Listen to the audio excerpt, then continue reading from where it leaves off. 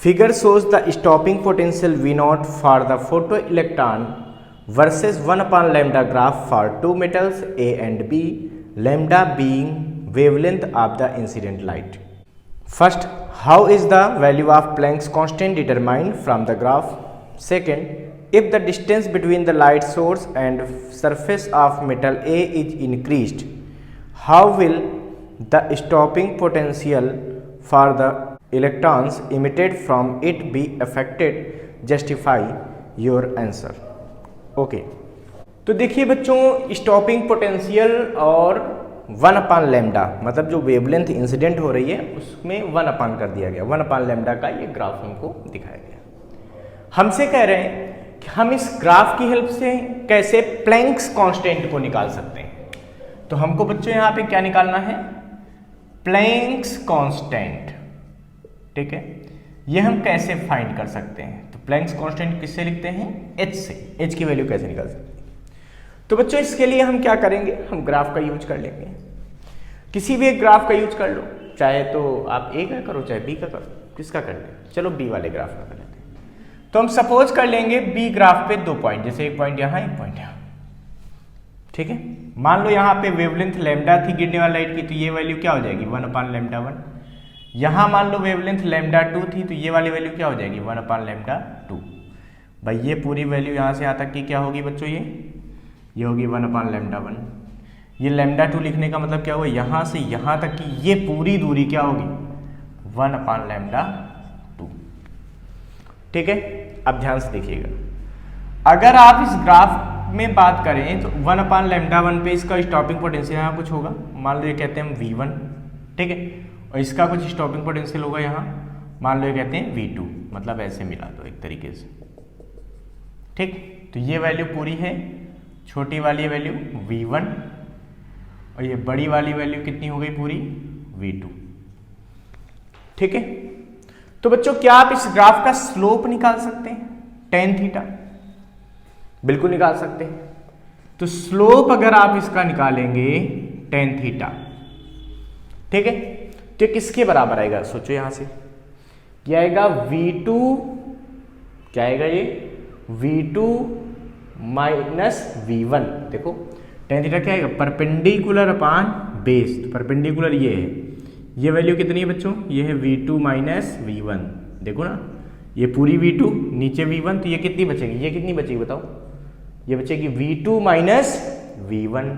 अच्छा ऐसे देखो, ये पूरी 1 अपान लैम्डा 2, ये पूरी 1 अपान लैम्डा 1, तो ये कितनी बचेगी? ये वाली 1 अपान लैम्डा 2 माइनस 1 अपान लैम्डा 1। कैसे? इस पूरे में से इतनी घटा दो तो ये मिल जाएगी बच्चों। पूरे में से इतनी घटा दो, 1 अपान लैम्डा 2 में 1 अपान लैम्डा 1 घटा दिया तो ये मिल गई। तो tan थीटा निकाल सकते हैं, क्या निकलेगी? V2 माइनस V1 अपान 1 अपान लैम्डा 2 माइनस 1 अपान लैम्डा 1, यानी कि स्लोप आ जाएगा बच्चों V2 माइनस V1 अपान 1 अपान लैम्डा 2 माइनस 1 अपान लैम्डा। अब हमारा काम होगा ये वैल्यू फाइंड कर लें, तो हम आसानी से यहाँ से कहीं से h को निकाल सकते हैं। तो बच्चों अगर आप लैम्डा 1 वेवलेंथ के लिए आइंस्टाइन इक्वेशन का यूज करें तो लिखेंगे यहाँ पे फ्रॉम आइंस्टाइन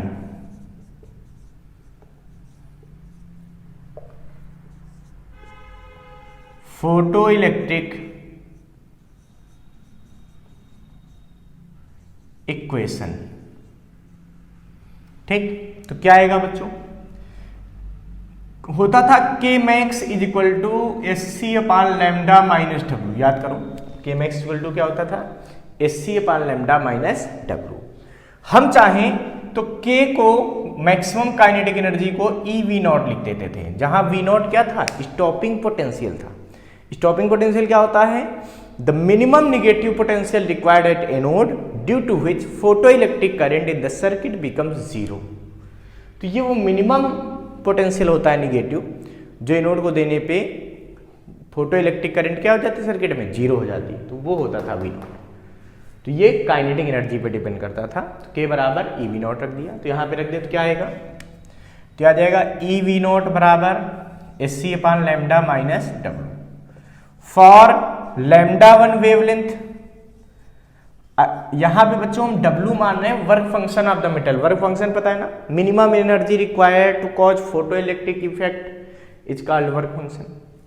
ठीक है, तो लैम्डा 1 वेवलेंथ के लिए बात करोगे तो eV01, तो देखो eV01 को हम V1 लिख रहे हैं, तो eV1 बराबर SC upon lambda 1 minus W, एक इक्वेशन बनी।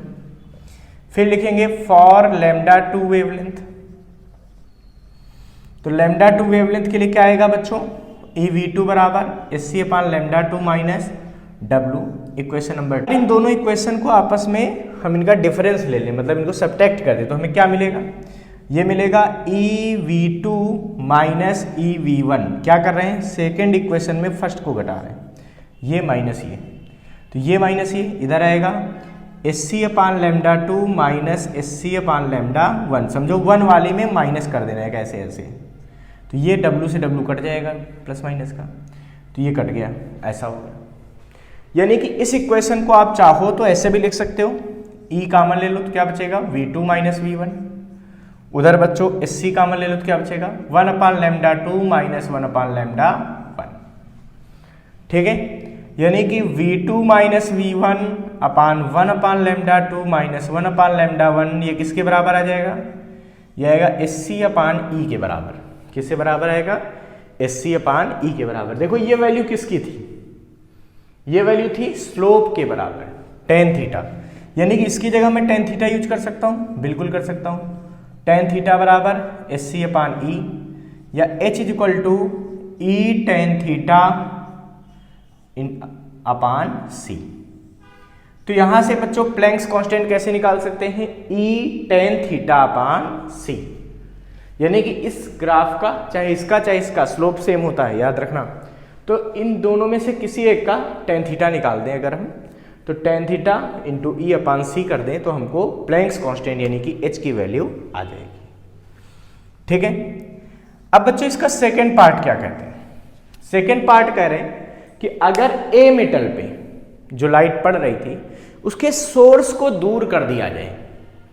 ठीक है, सोर्स के दूर करने पर इससे निकलने वाले इलेक्ट्रॉनों की स्टॉपिंग पोटेंशियल पे क्या फर्क पड़ेगा।